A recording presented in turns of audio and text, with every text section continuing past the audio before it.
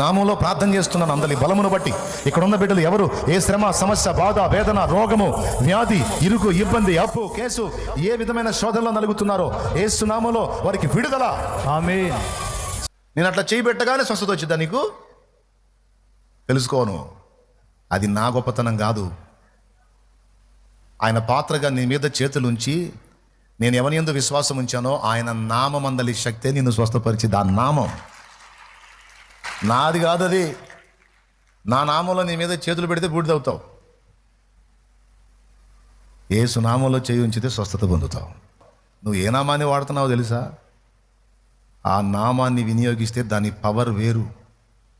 నామంలో బలం, ఆ నామంలో విడుదల, ఆ నామంలో దయ్యాలకు వణుకు.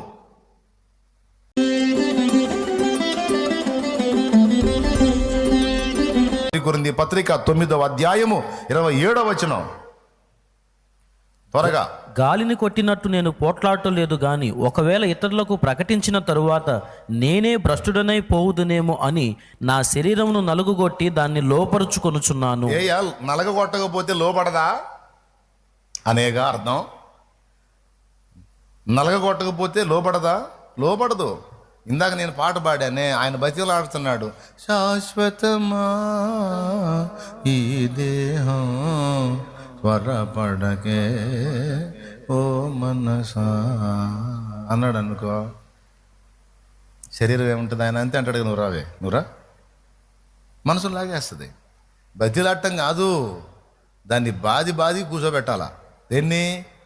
శరీరమును. దానికోసం ఏం చేయాలి? ఖచ్చితంగా దాని మీద దృష్టి పెట్టాలి.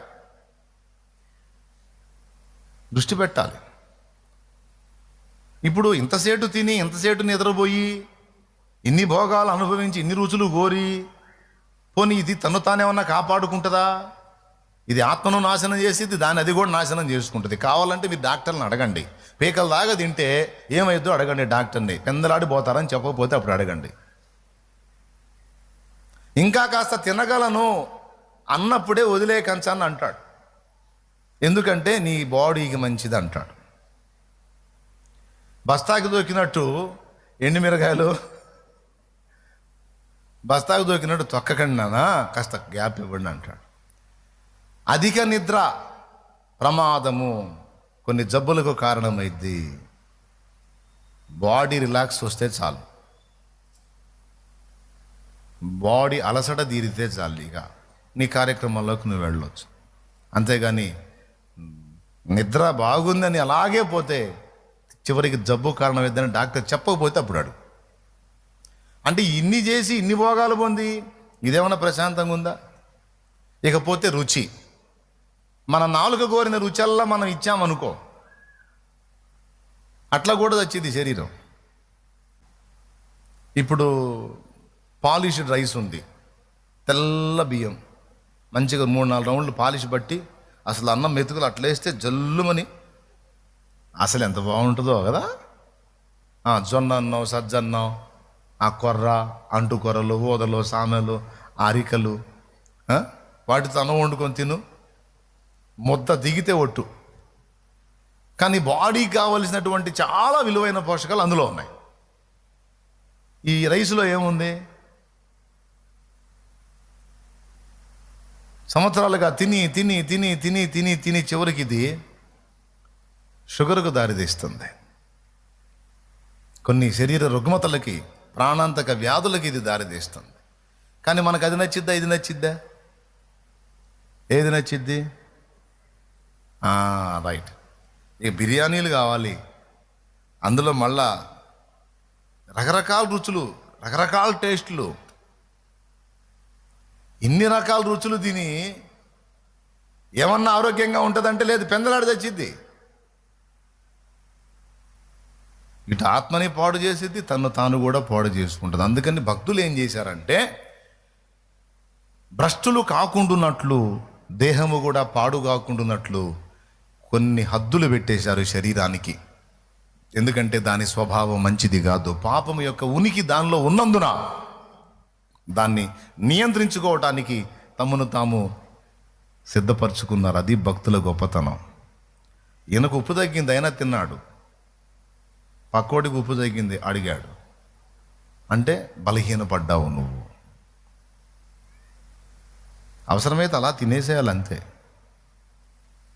అంటే ఎట్లా దిగిద్ది సార్? దిగాలి. అంటే నాలుగు రుచి లేకపోతే అంటే రుచి కోసం తింటున్నావా, కడుపు నింటాను తింటున్నావా? అంటే కడుపు నింటానికి అంటే రుచి కాస్త అంటే దిగాలి అంతే.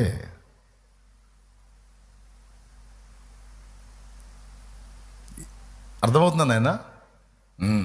ఎందుకు ఇవన్నీ చేశారు? యేసయ్య తరచుగా ఉపవాసాలు ఉన్నాడు, 40 రోజులు ఫాస్టింగ్ ఉన్నాడు కదా. అపోస్తలులు తరచుగా ఫాస్టింగ్స్ ఉన్నారు. నైట్ మేల్కొని ప్రార్థన చేశారు. దొరికిన దగ్గర తిన్నారు, దొరకని దగ్గర పస్తులు ఉన్నారు. తిండి, సౌఖ్యం, భోగం కోరుకోలా. ఎందుకయ్యా? వాళ్ళు అంటే అన్ని కోరికలు తీరే మార్గాలు ఉన్నాయి, కోరుకోలా. ఎందుకో తెలుసా?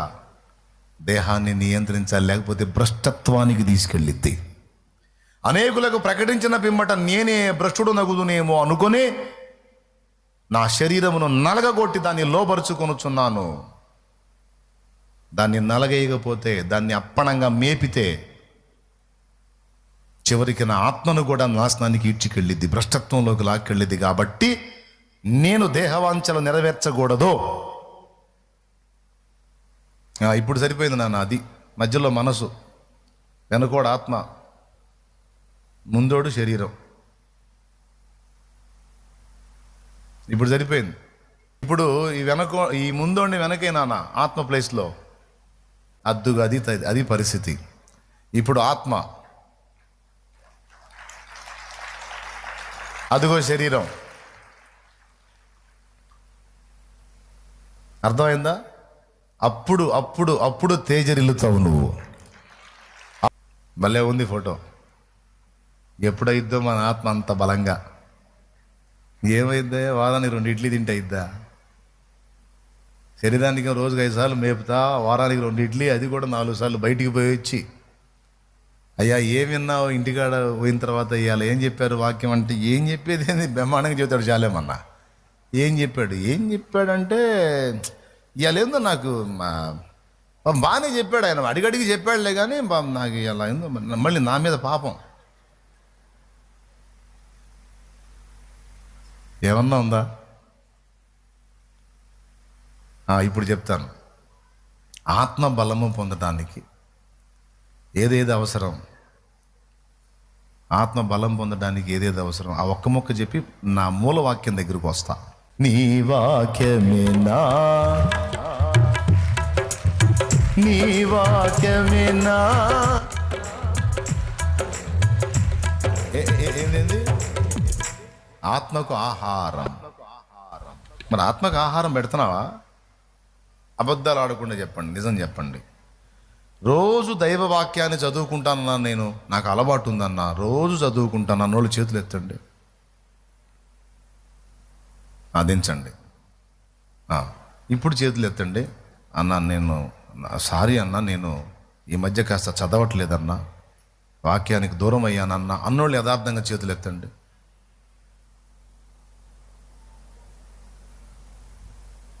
కదిలించండి చేతులు. అదిగో చూడండి, ఎంత దారుణం జరుగుతుంది, ఎంత దుర్మార్గం జరుగుతుందో చూడండి, ఎంత అన్యాయం జరుగుతుందో చూడండి. మరి ఇప్పుడు మీ శరీరం మిమ్మల్ని గెలవక, మీరు శరీర సంబంధులు కాక ఆత్మ సంబంధులు ఎలా అవుతారు? శరీరమే గెలిచిద్ది సోదరా మిమ్మల్ని. ఎందుకంటే నువ్వు ఆదివారం ఎప్పుడో ఒక పూట వాక్యం విని వెళ్ళిపోతున్నావు. ఆ బలం ఎట్ట సరిపోయింది ఈ ఆత్మకి? కానీ ఆ స్పర్శే నీకు లేదు. అదే శరీరానికి ఒక్క రోజు నువ్వు తిండాపు, ఒక పూట ముఖం మాడిపోయింది. పక్కన వాళ్ళు గుర్తిస్తారు, ఏంది ఉపవాసం ఉన్నావా? ఉపవాసం ఉండాలి. అర్థమైంది, నీ ముఖం చూస్తేనే అర్థమైంది ఉన్నావని. ఒక్కరోజు ఫుడ్ ఆపేస్తే శరీరం ఇట్టే బయటపడుద్ది. కానీ వారాలు, నెలలు, సంవత్సరాలు నువ్వు ఎప్పుడు బాప్తిస్మం పొందే, ఒక్కసారి కూడా బైబిల్ పూర్తి చేయాల. సిగ్గుండాలి కదా మనకి. అంటే అంత విలువిచ్చామన్నమాట దైవ వాక్యానికి, ఆత్మ బలానికి. మళ్ళీ నేను వాక్యం చెప్పగానే మోకాళ్ళేసి ఆత్మ బలము నాకియ్యయ్యా, నన్ను బలపరచయ్యా, ఆత్మ బలమీ అయ్యా అని ప్రార్థన చేస్తావు. బుద్ధుందా? ఎటు నుంచి ఇస్తాడు ఆత్మ బలం? ఇది ఎలా ఉందంటే కూడు మానుకొని దేవా నా దేహమునకు శక్తి అన్నట్టుంది. కూడు మానుకుంటే శక్తి ఎట్లా వచ్చిందండి? ఫుడ్లోనే కదా శక్తి పెట్టాడు. అలాగే ఆత్మ బలం కావాలి. ఆత్మ బలం కావాలంటే దానికి కొన్ని ఏర్పాట్లు చేశాడు దేవుడు. అందులో వాక్య ధ్యానము ఆత్మకు బలం. నువ్వు వాక్యాన్ని ఎంతగా తింటావో, ఎంతగా భుజిస్తావో అంతగా ఆత్మ ఎందు బలము కలుగుతుంది నీకు. కానీ ఇందాక ఎంతమంది చేతులు ఎత్తారంటే ఇంతమంది బైబిల్ చదవట్లా. ఇది చాలా దారుణాతి దారుణం, సిగ్గుపడాల్సిన విషయం. ఎంతమంది చదువుతున్నారంటే చాలా కొద్ది మంది చేతులే లేచినాయి. వీళ్ళు కూడా మరి వాగ్దానం చదువుతున్నారో లేకపోతే ఒక అధ్యాయం చదువుతున్నారో మొక్కుబడిగా.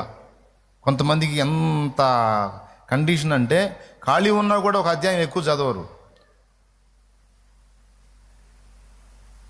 నూలు దారం పెట్టి కొలత వేసినట్టే ఒక్క అధ్యాయం. ఎందుకంటే అప్పుడప్పుడు నా పోటాడు అడుగుతాడుగా చదువుతున్నావా అని బిల్డప్ ఇయటానికి కొలత పెట్టి ఒకటే అధ్యాయం. కొంతమంది 2 అధ్యాయాలు, కొంతమంది ఏమో ఒక 5 అధ్యాయాలు. నాకు అర్థం కాదు. బైబిల్ చదవమని నేను చెబుతున్నాను అంటే నన్ను బతికడానికి చదవమంటున్నానా లేదా మీరు బతకడానికి చదవమంటున్నానా? ఎవరి మేలు కోసం చదవమంటున్నాను? ఇది అన్నం పెడతా పెద్దది చెప్పండి. ఎవరికి? నువ్వు ఆత్మ సంబంధివై ఆత్మానుసారమైన మనస్సు కలిగి జీవం సంతరించుకొని నీవు దీవించబడాలని చదవమంటున్నాను. ఎందుకని నిర్లక్ష్యం చేస్తున్నావు? ఎంత దీవెన కోల్పోతున్నావు? నువ్వు ఎందుకు బలహీనపడుతున్నావో ఇప్పుడన్నా నీకు అర్థమైందా? నీ ఆత్మ బలంగా లేదు. కారణం ఆహారం తీసుకోవట్లా. రెండవది ఆత్మకు బలమిచ్చున్నది మొదటిది వాక్యం అయితే రెండవది దేవుని సహవాసము. దేవుని సహవాసము, దేవునితో మాట్లాడుకోవటం, దేవుని మాటను మనం వినటం. మూడవది పరిశుద్ధుల సహవాసం కూడా మన ఆత్మకు బలాన్ని ఇస్తుంది. ఎందుకంటే పరిశుద్ధుల సాంగత్యంలో ఇప్పుడు నాతో మీరు కూర్చున్నా, మీతో నేను కూర్చున్నా, ఇప్పుడు దైవిక విషయాలే వస్తాయి. అది కూడా మన ఆత్మకు బలాన్ని ఇస్తుంది. అర్థమైందా? దేవునితో నీవు మాట్లాడుట, నీతో దేవుడు మాట్లాడుట, ఇది బలం. నీకు నీ ఆత్మకు బలం. పరిశుద్ధుల సహవాసం బలం. ఇంకా వేరే ఆప్షన్స్ ఏం లేవండి. పరిశుద్ధాత్మ అభిషేకం బలం. అది కూడా ఈ వాక్యంతోనే నీకు వచ్చింది. పరిశుద్ధాత్మ అభిషేకం నీ మీదికి రావాలి, నీకు ఆ బలం కావాలి అంటే వాక్యం ద్వారా, ప్రార్థన ద్వారానే ఆ ఆత్మబలం కూడా నీకు వస్తుంది. ఇంక వేరే మార్గాలు ఏమైనా ఉంటే నాకు చెప్పండి, నేర్చుకుంటాను నేను కూడా. ఉన్నది 2 దారులు. ఆ ఉన్న 2 దారులు ఉపయోగించుకొని ఆత్మను బలపరుచుకొని నిలబడండి. మీరు కాస్త శరీరాన్ని నియంత్రించండి. కానీ ఈరోజు చాలామంది ఆత్మీయ జీవితంలో బలహీనపడి పడతా లెగుస్తా మోకాళ్ళుని నాకు ఆత్మబలమే అయ్యా, ఆత్మబలమే అంటే పాప ఆయన మొత్తుకుంటున్నాడు, మనకి వినపడట్లా. అది చదువు.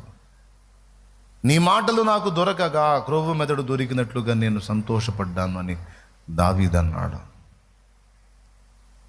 ఆయన మాటలు భుజించినప్పుడు మనకు బలం కలుగుతుంది. ఓకేనా? ఇదంతా ఎందుకు వచ్చిందంటే ఒక మాట కోసం ఇటు తిరిగి ఇక్కడ క్లారిటీ ఇచ్చి మళ్ళీ ఆ పాయింట్ దగ్గరికి పోవాల్సి వచ్చింది నేను. ఏ పాయింట్ అంటే యేసు నామము. ఆకాశము క్రింద ఇవ్వబడిన మరి ఏ నామమున రక్షణ కలుగదు, ఈ నామమున యేసు నామముననే మనం రక్షణ పొందగలము అని మొదలుపెట్టి మన దేహ స్వభావమును తీసుకొచ్చాను. పుట్టుక నుంచే మన దేహ స్వభావం మంచిది కాదు, దానిలో పాపం ఉంది. అది మనల్ని చెరబట్టి ఈడ్చుకుపోతుంది.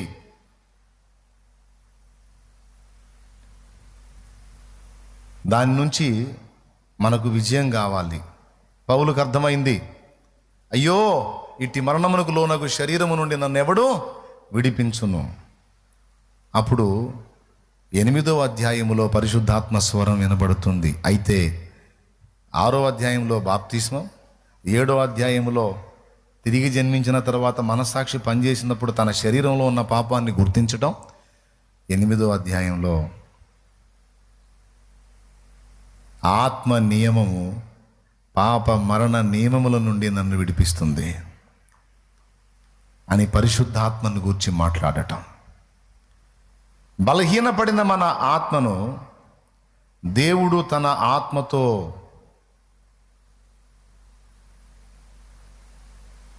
బలపరచడానికి ఇష్టపడ్డాడండి. బాగా వినండి. దేవుడు తన ఆత్మతో మన ఆత్మను బలపరచడానికి ఇష్టపడ్డాడు. ఇప్పుడు అంతకుముందు ఇద్దరే ఉన్నారు ఇంట్లో, గదిలో. ఒకడేం చెడిపోయినోడు, ఒకడేం మంచోడు. చెడిపోయినోడేం బలవంతుడు, మంచోడేం బలహీనుడు. వీడు కొనకొస్తున్నాడు, వీడు గందరగోళం అయిపోతున్నాడు. ఎవరు? చెడిపోయినోడు కొనకొస్తున్నాడు సమస్యల్ని, దరిద్రాలని, మంచోడు ఫీల్ అవుతున్నాడు. కానీ ఏం చేద్దాం, వీడు వాడిని అధిగమించలేడు, ఎందుకంటే వీడు బలహీనుడు, వాడేం బలవంతుడు.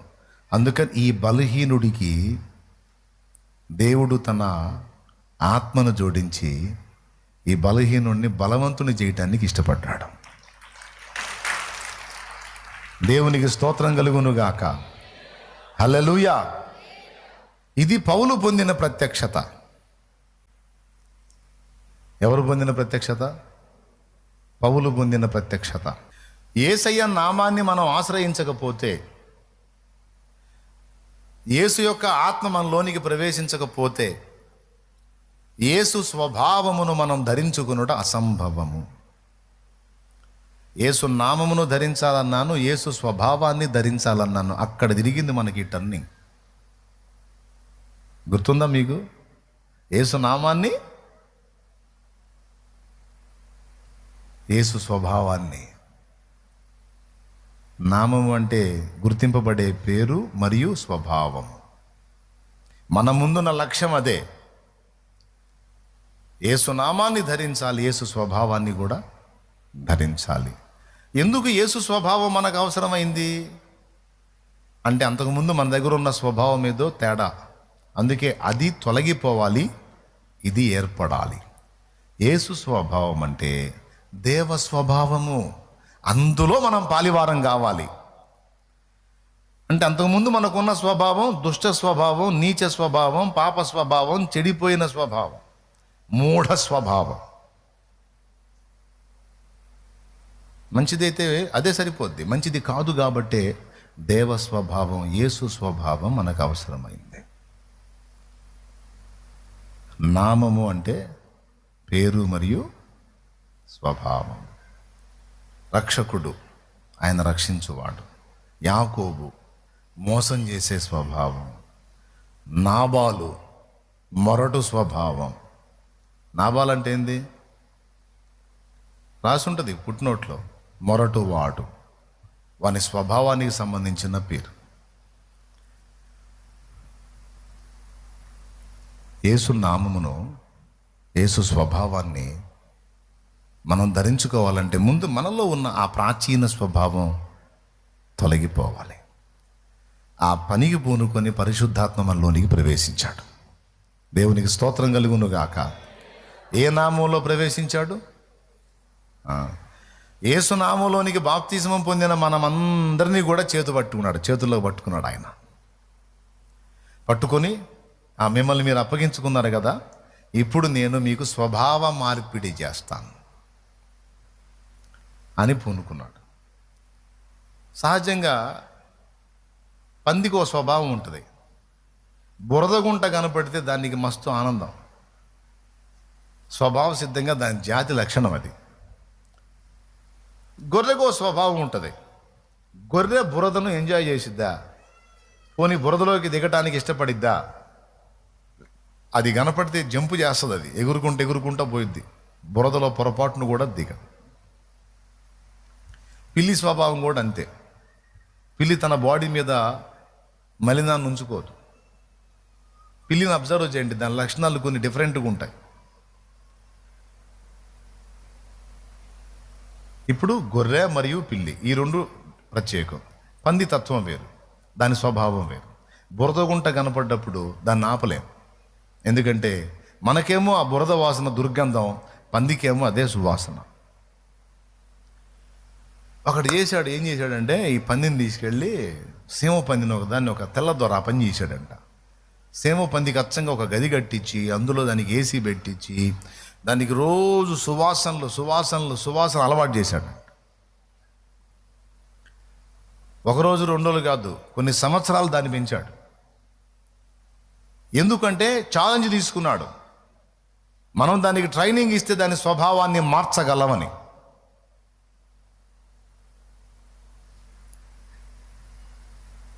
చివరికి ఒకరోజు గొలుసు కట్టి దాని మెడకి రోడ్డు మీద తీసుకెళ్ళాడు, బురదగుంట సమీపానికి తీసుకెళ్ళాడు. అప్పటిదాకా అది గదిలో చాలా ప్రశాంతంగా ఉంది. దానికి ఎప్పుడైతే బురద వాసన తగిలిందో, ఆహా ఏమి ఈ సువాసన, పుట్టినది మొదలుకొని ఇంతవరకు నాకు తగలలేదే ఈ వాసన, అమోఘంగా ఉంది అని వీడి కంట్రోల్ తప్పింది, లాక్కొని పోయింది వీడిని కూడా. వాడు ఎంత వెనక్కి లాగినా పోలా, అమాంతం పోయి దూకింది అందులో. అప్పుడు వాడు ఫిక్స్ అయిపోయాడు, నేను దీన్ని ఇంకా 10 ఏళ్ళు పెట్టి మేపిన పంది స్వభావమే, అది మారదు అని ఫిక్స్ అయిపోయాడు. మీకేమన్నా ఆఫర్ ఇస్తాను, ట్రై చేస్తారా? మారుస్తారా? కుదిరిద్దా?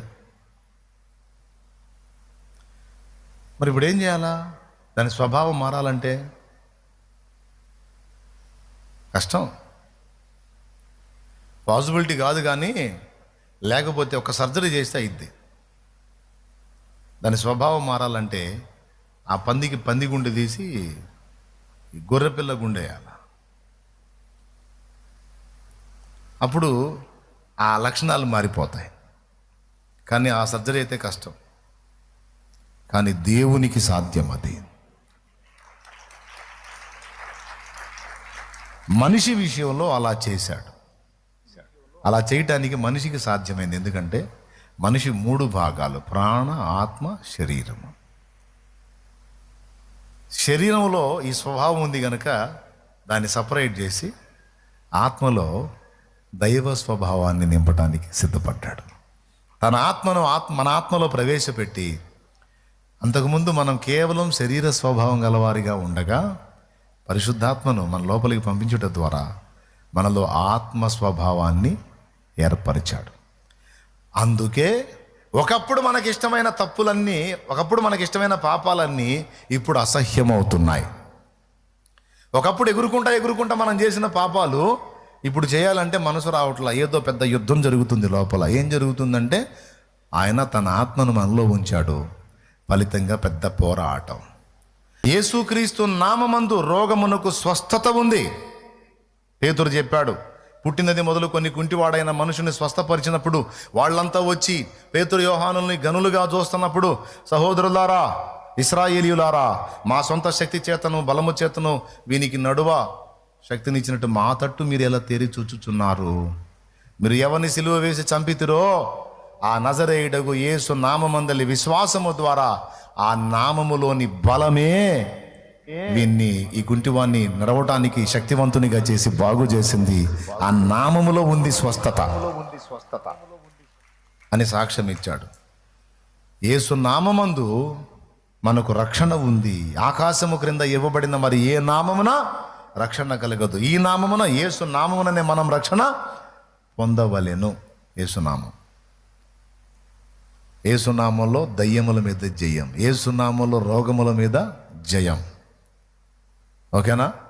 యేసునామంలో మన ప్రార్థనలకు జవాబు, యేసునామంలో మనం పొందిన బాప్తిస్మం, యేసునామంలో బాప్తిస్మం పొందినప్పుడే పరిశుద్ధాత్మ ప్రవేశం మన లోపలికి జరిగింది.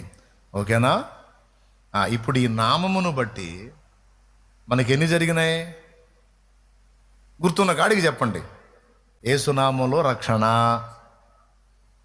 యేసునామంలో స్వస్థత, యేసునామంలో దయ్యాల మీద జయము, యేసునామంలోనే మన ప్రార్థనకు జవాబు, యేసునామంలోనే మనం తండ్రి ముందు ఆమోదించబడతాం.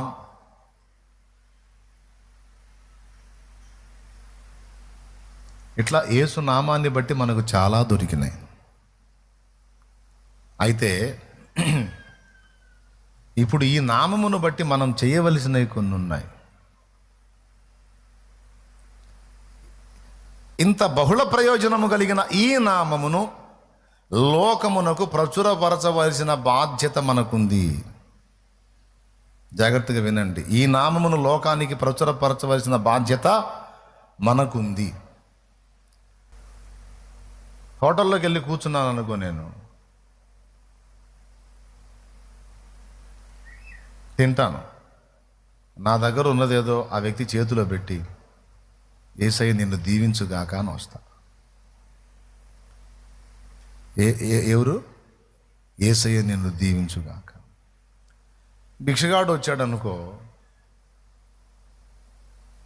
యేసయ్య ఈ బిడ్డను దీవించని అది వానికి వినబడేటట్టు పలికి అది వాని చేతిలో పెడతాను, నా జేబులో ఉన్న.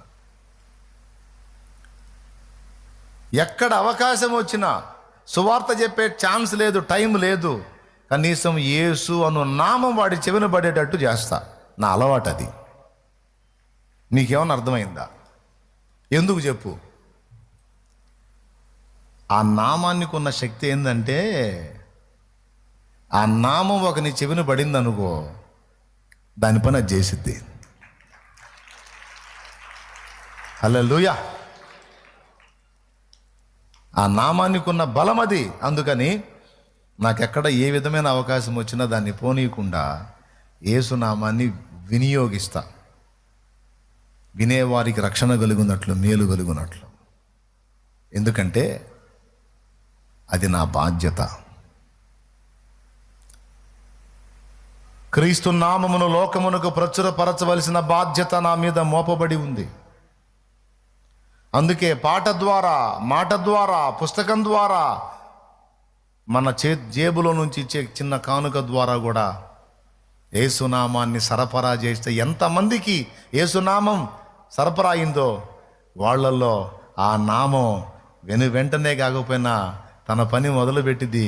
ఒకనాటికి ఆ వ్యక్తి ఆ నామం కిందికి వచ్చేటట్టు చేస్తుంది. చాలా నామాలు ఉన్నాయి. ఈ నామం శక్తి గల నామం, ఆ నామం శక్తి గల నామం, ఈ నామం బలం కలిగిన నామం, ఆ నామం బలం కలిగిన నామం అని చాలామంది పాపం భజన చేసుకుంటారు. ఆ భజన నేను కూడా చేశా గతంలో. ఆ నామం బలమైంది, ఈ నామం బలమైందని. చివరికి ఏ నామం కాదు, యేసునామమే అని తేలింది.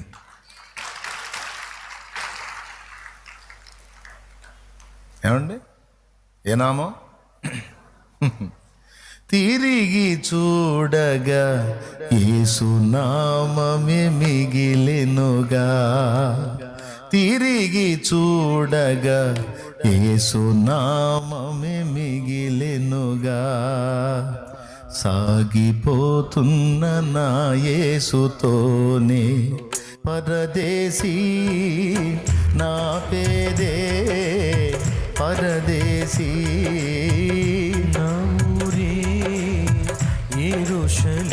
దేవునికి మహిమ, దేవునికి మహిమ, దేవునికి మహిమ.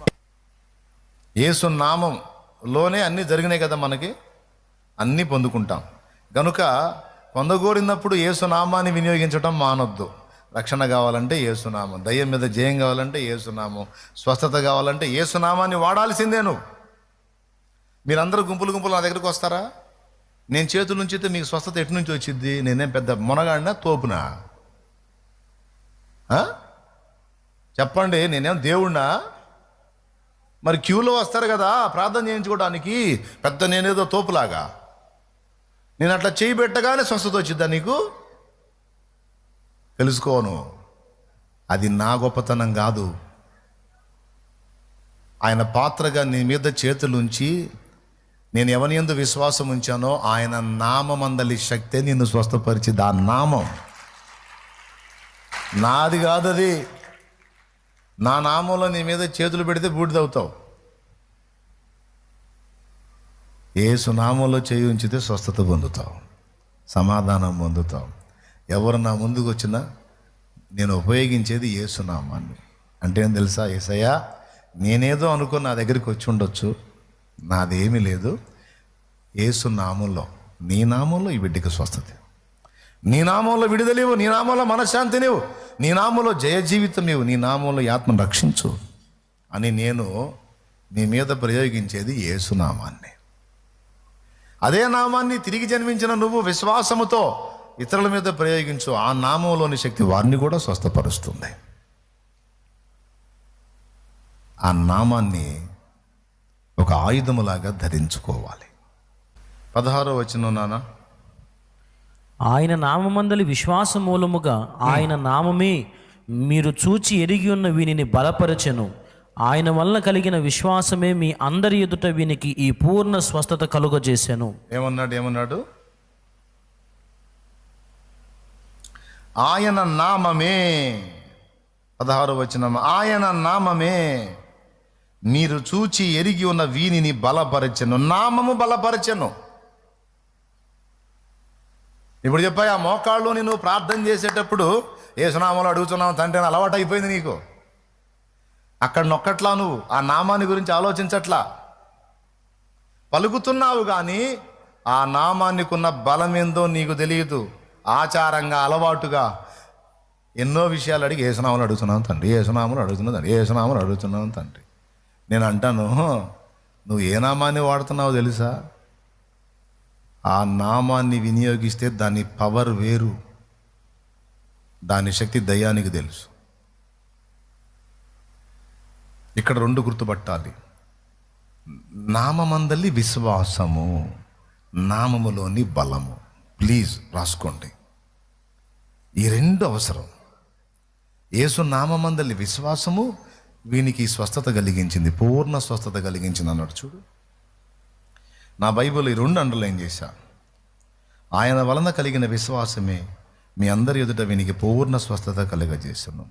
ఇక్కడ నామాన్ని ప్రయోగించుటయే కాదు, నామమునందు విశ్వాసం ఉంచాలి.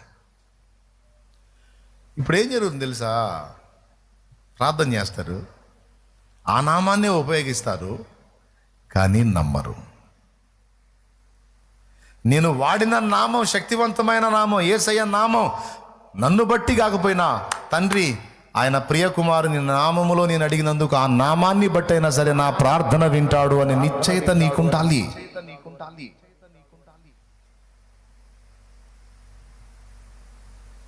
ఆ నామంలో స్వస్థత, ఆ నామంలో బలం, ఆ నామంలో విడుదల, ఆ నామంలో దయ్యాలకు వణుకు. ఇప్పుడు 3 సార్లు చెప్పా, ఆ నామంలో ఉన్న గొప్పతనం అర్థమైందా? రైట్.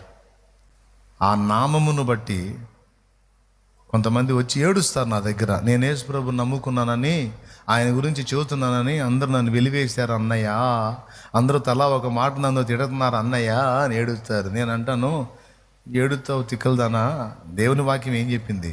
ఏడవమని చెప్పలా, సంతోషించి ఆనందించి గంతులు వేయండి, మీ ఫలము పరలోకమందు అధికమగునని ఉంది. అంతేకాదు, ఆ నామమును బట్టి ఒక దెబ్బ నువ్వు తిన్నా, ఒక మాట నువ్వు పడినా, ఒక నష్టాన్ని నువ్వు పొందినా, అంతకు మించిన అదృష్టం ఇంకొకటి లేదు. అందుకు నువ్వు పాత్రురాలిగా దేవుడు ఎంచి నీకు అది ఇచ్చాడు. అందుకు నువ్వు పాత్రుడుగా దేవుడు నిన్ను ఎంచి ఆయన నామం నిమిత్తం ఒక దూషణ పొందేటట్టు, ఆయన నామం నిమిత్తం ఒక తిట్టు తినేటట్టు, ఆయన నామం నిమిత్తం ఒక దెబ్బ తినేటట్టు, ఆయన నామము నిమిత్తం కొన్ని అవమానాలు పొందేటట్టు నీకు దేవుడిచ్చిన ఛాన్స్. పండగ చేసుకో, ఎందుకంటే అది అందరికీ దక్కదు, నీకు దక్కింది. దాని వలన కలుగు ఫలము నీకు భవిష్యత్తులో గొప్పగా ఉంటుంది. ఎందుకంటే అది సృష్టికర్త బయలుపరిచిన నామం, కొనియాడదగిన నామం. ఆ నామం నిమిత్తం ఎన్ని బాధలైనా పడవచ్చు. దేవునికి మహిమ. ఆ నామమును ప్రచురించుట మన బాధ్యత. ఆ నామము నిమిత్తము దూషణ, ద్వేషము, అవమానము, అవసరమైతే ఆ నామం కోసం మరణమే ఎదురొచ్చినా అది మన భాగ్యం. దానికి మనం సిద్ధమై ఉండాలి. క్రీస్తు నామం ఎరగని చోట్ల నేను ప్రకటించుచున్నాను అన్నాడు పౌలు. యేసు నామం ఎరగని చోట్ల ప్రజలకు దాన్ని అందించటం మన బాధ్యత. ఎందుకంటే ఆ నామం చేరిందంటే వాళ్ళ దగ్గరికి దాని పని అది చేసిద్ది. మన పని అంతే. కేవలం ఈ ఒక్క మాట చెప్పకపోతే ఈ మొత్తం మెసేజ్కి అన్యాయం జరిగింది. ఈ ఒక్క మాట చెప్పి ఫైనల్ చేస్తా. నేనేమన్నానంటే స్టార్టింగ్లో యేసు నామము మనం ధరించుకోవాలి, యేసు స్వభావాన్ని కూడా ధరించుకోవాలన్నాను. ఇప్పుడు యేసు స్వభావం ధరించుకుంటేనే మనకు పరలోకం అనలా. యేసు నామాన్ని బట్టి మనకు పరలోకం ఉంది, కానీ యేసు స్వభావం మనకు ఎందుకు అవసరం? ఎందుకంటే మత్తయి సువార్త 7వ అధ్యాయంలో ఓ బ్యాచ్ ఉన్నారు. వీళ్ళు యేసునామాన్నే వాడారు, కానీ యేసు చేత విసర్జించబడ్డారు. ఇప్పుడు అయిపోయిందండి కంక్లూజన్. ఇక మత్తయి సువార్త 7వ అధ్యాయం 22వ వచనం. ఏముంది నాన్న? ఆ దినమందు అనేకులు నన్ను చూచి, ప్రభువా ప్రభువా, మేము నీ నామమున ప్రవచింపలేదా? గద్దుగో నీ నామమున దయ్యములను వెళ్ళగొట్టలేదా? నీ నామమున అనేకమైన అద్భుతములు చేయలేదా అని చెప్పుదురు. అప్పుడు నేను మిమ్మును ఎన్నడూను ఎరుగను, అక్రమము చేయువార్లారా నా యొద్ద నుండి పొండని వారితో చెప్పుదును. ఇదేం దేశయ్యా? నీ నామమే కదా మేము వాడాం, నీ నామంలో దయ్యాలు వెళ్ళగొట్టాం, ప్రవచనాలు చెప్పాం, అద్భుతాలు చేశాం, నీ నామంలోనే అన్ని చేసింది.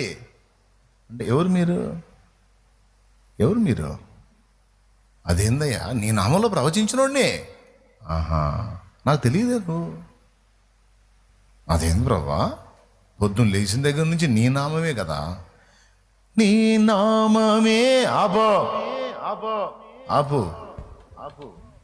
కాదు ప్రభా, పాట పాడుతుందా? ఏంది నా పాట? ఏంది నువ్వు? ఆపు. అంతా నీ నామమే కదయ్యా. నామాన్ని పెదవులతో ఎత్తావు, నామాన్ని వాడావు, కార్యాలు పొందావు, చేశావు. కానీ నేను ఇచ్చిన రెండవ మాట ఏంటంటే ఆ నామమును ధరించాలంటే స్వభావాన్ని ధరించుకోవాలని చెప్పా కదా. నా స్వభావాన్ని స్వతంత్రించుకోవటానికి నువ్వు ఎన్నడూ కోరుకోలేదు. జస్ట్ నామాన్ని యూజ్ చేయటానికే ఇష్టపడ్డావు తప్ప నామాన్ని స్వతంత్రించుకోవాలి అని నేను చెప్పా. ధరించుకోవాలి, ఆ స్వభావాన్ని ధరించుకోవాలని నేను చెప్పా. నిర్లక్ష్యం చేశా. కేవలం నామాన్ని మాత్రమే వాడటానికి అలవాటు పడితే నేను ఎలా ఉన్నా పర్వాలేదు, నామాన్ని వాడుతున్నాను కనుక కార్యాలు జరుగుతాయి అని మీరు తేడా పడే ఛాన్స్ ఉంది. శుక్రవారం చెప్పిన టాపిక్లో ఇక ఎట్లా అలవాటు అవుతారంటే, నామంలో పవర్ ఉంది, ఉచ్చరిస్తే కార్యం జరిగిద్ది. నామంలో పవర్ ఉంది, ఆ నామంలో అడిగితే కార్యం జరిగిద్ది. నామంలో పవర్ ఉంది, ఆ నామంలో ఆజ్ఞాపిస్తే దయ్యం పోయిద్ది అని కేవలం ఆయన నామాన్ని ఒక మంత్రంలాగా కేవలం ఉచ్చాటనకి ఉచ్చరణకు మాత్రమే అలవాటు చేసుకుని కొంప మునిగే ప్రమాదం ఉంది. అందుకే నేను అంతటితో ఆగిపోకుండా నామమును కేవలం ఉచ్చరించుటయే కాదు, ఆ నామము అనగా ఆ స్వభావాన్ని ధరించుకోవటానికి కూడా మనల్ని మనం సిద్ధపరచుకోవాలి. నా గొర్రెలు నా స్వరము వినును, నేను వాటిని ఎరుగుదును అన్నాడు. నా గొర్రెలను నేను ఎరుగుదును. ఎట్లా? నాకు పందులేవో తెలుసు, గొర్రెలేవో కూడా తెలుసు. అందులో నా గొర్రెలు నాకు బాగా తెలుసు. ఎట్లా తెలుసు అంటే, నా గొర్రెలు నా స్వరము విని దాని చొప్పున నడవటానికి తమ్మును తాము ఎల్లప్పుడూ సిద్ధంగా ఉంచుకుంటాయి. ఇక్కడ యేసయ్య అంటున్నాడు, నా పిల్లలు ఎవరో నాకు తెలుసు. నా పిల్లలు నా స్వభావాన్ని ప్రేమిస్తారు, ఆ స్వభావాన్ని తమ యందు కలిగి ఉండటానికి ఆశపడ్డారు. ఇప్పుడు మనలో ఆ స్వభావాన్ని రూపొందించడానికి ఇష్టపడుతున్నాడు.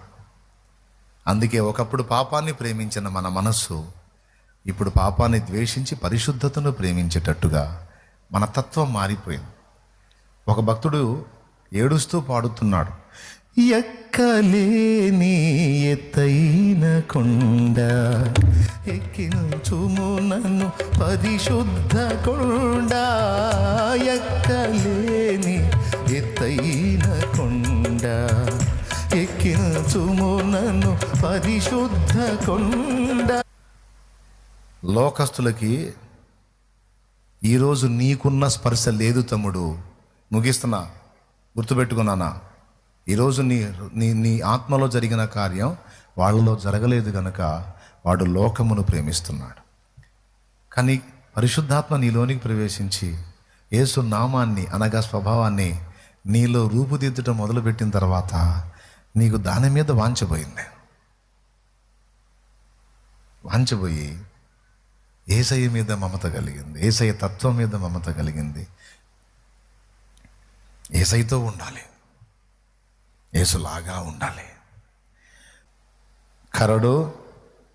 కరడును పిలుస్తుంది.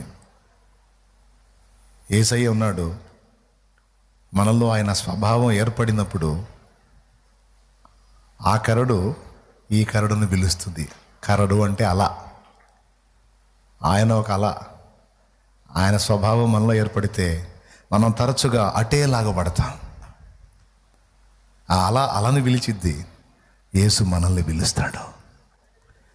అందుకే ఇంక రెండోది పట్టదు, ఇంకా ఏది రుచించదు, ఏది ఇంపుగా అనిపించదు, ఏది గొప్పగా అనిపించదు. పెద్ద పదవి కలిగి ఒకటి కనపడితే ఏడిసేడు ఈడి పదవి ఎన్ని రోజులు ఉంటుంది అనిపిస్తుంది. పెద్ద బిల్డింగ్ కట్టి మొత్తం ఎన్ని కోట్లు అయింది అంటే ఈడి బిల్డింగు, ఒక రోజుకి ఈ భూమి ఉండదు, నిద్రమోహం ఒకటి. దీన్ని చూసి ఏం మురిసిపోతున్నాడు, ఇంతసేటు ఎగిరెగిరి కట్టాడు, చివరికి ఈడుంటాడు ఆ పిచ్చివాడు అనిపిస్తుంది నాకు. మరి మీకేమనిపించుద్దామో? మీకు అంతేనా?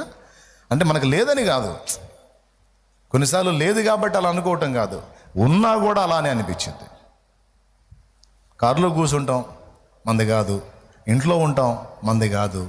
ఎక్కడున్నా సరే నాది కాదు, ఇది నాది కాదు, ఇది నాది కాదు, ఇది నాది. మరి ఏది నీది? యేసు నామమే. పాపా బాబు, పాప తిన్నానా? తిన్నమ్మా. పెరిగారు, పెద్దయ్యారు, పెళ్ళిళ్ళు అయినాయి. ఆమెకి భర్త, ఈయనకు భార్య. ఇంకా బాబు అంటే ఏంది నీ సోదా? పాప ఏంది నీ శోభ? ఏందమ్మా నా ప్రేమమ్మా, తట్టుకోలేకపోతున్నాం, ఆపమ్మా.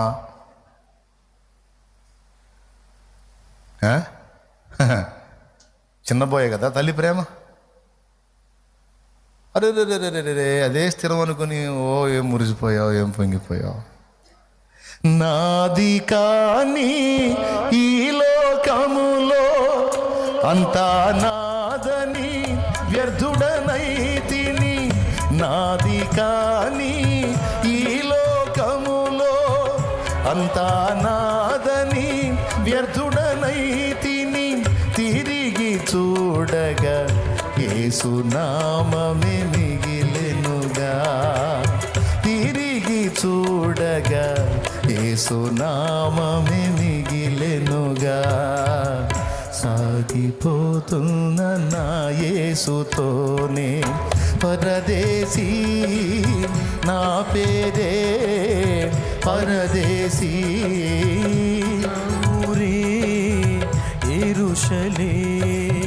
యేసయ్యకి ఏది ఇష్టమైందో అదే మనకి ఇష్టమైంది. యేసయ్య ఎక్కడుంటే అక్కడే మన నివాసం. యేసయ్యే మన ఆస్తి, యేసయ్యే మన అంతస్తు, యేసయ్యే మన ఐశ్వర్యం, యేసయ్యే మన సమస్తం అనిపిస్తుంది. పరిశుద్ధాత్మ ప్రవేశం లోపలికి జరిగి నూతన స్వభావాన్ని కలిగిస్తే ఇక మీరు ఆత్మ స్వభావం గలవారే కానీ శరీర స్వభావం గలవారు కారు. శరీర స్వభావం గలవారికి ఏవేవి ఇష్టం అవుతాయో అవన్నీ మనకు కష్టంగా అనిపిస్తాయి. శరీర స్వభావం గలవారికి పాపం ఇంట్రెస్టు, అక్రమ మార్గాలు ఇంట్రెస్టు. కానీ ఆత్మ స్వభావం గలవారికి దాని మీద అసహ్యం, పరిశుద్ధత కొరకు తపన. అందుకు అడిగాడు, ఎక్కించు నన్ను పరిశుద్ధ కొండ. పరిశుద్ధంగా ఉండాలయ్యా, అన్నిట్లో పరిశుద్ధంగా ఉండాలి. అట్లా ఓకేనా? ఇప్పుడు చెప్పండి, కేవలం నోట్లో యేసు నామమేనా, హృదయంలో యేసు స్వభావమా? ఒకవేళ హృదయంలో యేసు స్వభావం రూపుదిద్దుకోకుండా కేవలం నోట్లో యేసు నామం మాత్రమే ఉంటే ఆ నామాన్ని బట్టి, అందులో శక్తిని బట్టి కార్యాలు జరగవచ్చు. అంత మాత్రాన నువ్వు ఏదో అని ఫీల్ అవ్వద్దు. స్వభావం ముఖ్యం, లోపల యేసు తత్వం ముఖ్యం. దాన్ని బట్టి గుర్తుపడతాడు. అర్థమైందా?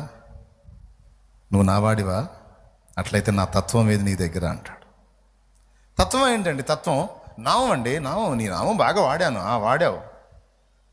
ఆ నామాన్ని పెదవుల మీద ఎత్తావు, కానీ ఆ తత్వం ఏది, ఆ స్వభావం ఏది, అవి పట్టించుకోలేదు సార్. మరి అదే కదరా ఇంపార్టెంట్. ఈరోజు తెలుసుకున్నారు కనుక గుర్తుపెట్టుకోండి, యేసు నామాన్ని పెదవుల మీద ధరించితే కార్యాలు జరుగుతాయి, జరగవని కాదు. దాంతోపాటు యేసు వ్యక్తిత్వాన్ని, స్వభావాన్ని, తత్వాన్ని కూడా లోపల నింపుకోవాలి. దాన్ని మనం సాధన చేసినప్పుడు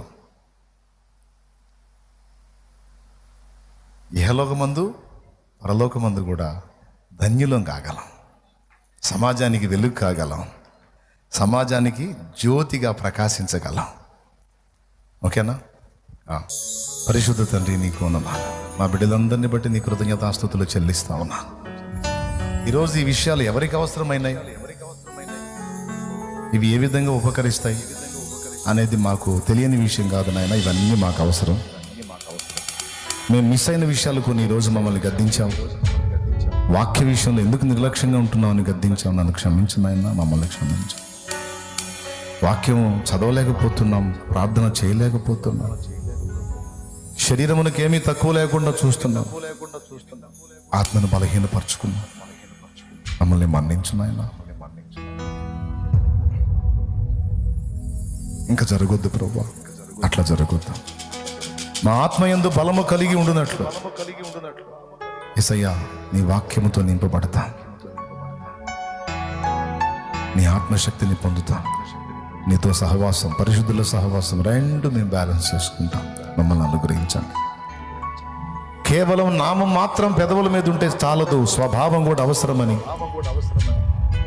నామం అంటే గుర్తింపబడే పేరు మాత్రమే కాదు, వ్యక్తిత్వం అని, స్వభావం అని నాకు తేటగా అర్థమయ్యేటట్టు చెప్పినందుకు నీకు వందనాలు. నామమును పెదవుల మీద ధరిస్తాం, వ్యక్తిత్వాన్ని హృదయంలో ధరిస్తాం.